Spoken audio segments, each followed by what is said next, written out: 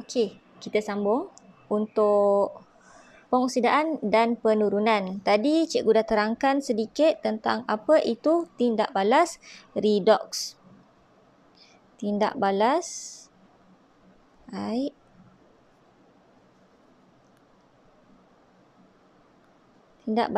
redox. Okey. Tindak balas redox tu adalah di mana tindak balas pengoksidaan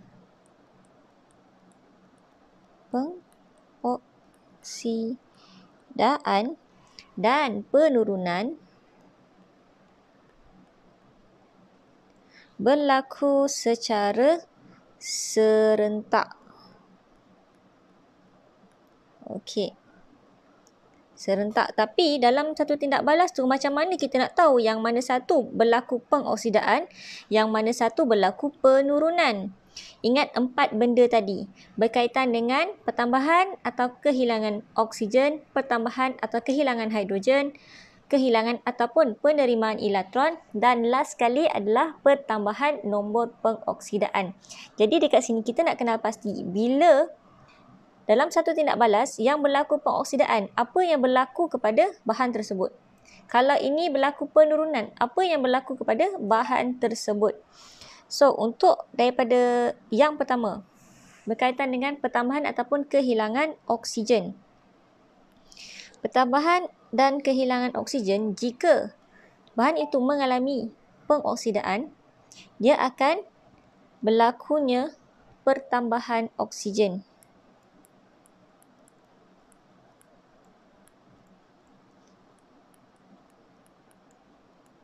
Okey, manakala untuk penurunan dia akan sebaliknya.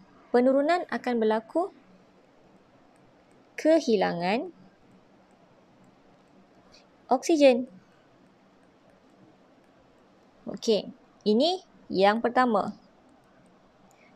Pertambahan atau kehilangan oksigen. Pengoksidaan akan tambah oksigen. Nak senang ingat, oksidaan, oksigen bertambah. Okey, yang kedua, berkaitan dengan pertambahan atau kehilangan hidrogen. Untuk hidrogen pula, dia sebaliknya. Kalau tadi oksigen bertambah, dia akan hilang hidrogen. Sama ada dia akan nampak pertambahan oksigen ataupun dia boleh hilang hidrogen. Bila hilang hidrogen, maksudnya berlaku tindak balas pengoksidaan. So, yang ini kehilangan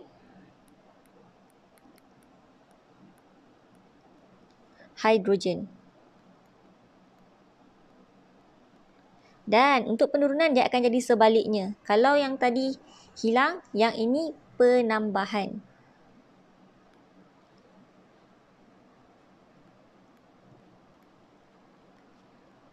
Hidrogen. Penambahan bukan pertambahan. Penambahan hidrogen. Okey, kita pergi kepada yang keempat. Yang keempat lagi. Astaghfirullahaladzim. 3. Asyik nak jam 4 je, 3 dulu. Okey, yang nombor 3.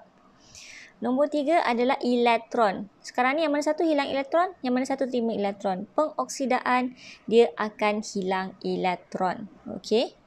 Dia akan kehilangan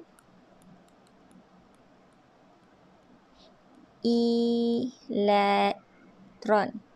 Ingat, penurunan akan jadi sebaliknya. Kalau ni hilang, yang lagi satu akan terima. Penerimaan elektron. Okey. Dan akhir sekali baru nombor 4. Aduh. Okey, yang nombor 4 barulah pertambahan ataupun pengurangan nombor pengoksidaan. Kalau pengoksidaan, nombor pengoksidaan akan bertambah. So, akan berlakunya pertambahan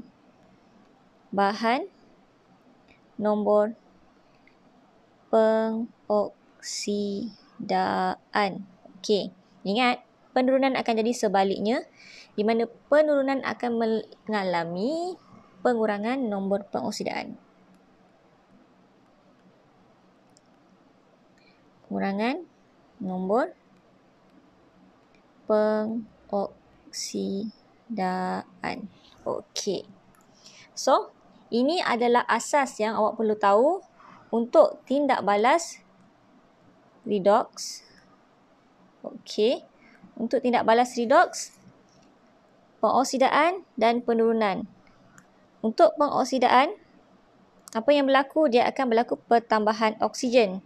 Dia akan kehilangan hidrogen, dia akan kehilangan elektron dan berlaku pertambahan nombor pengoksidaan.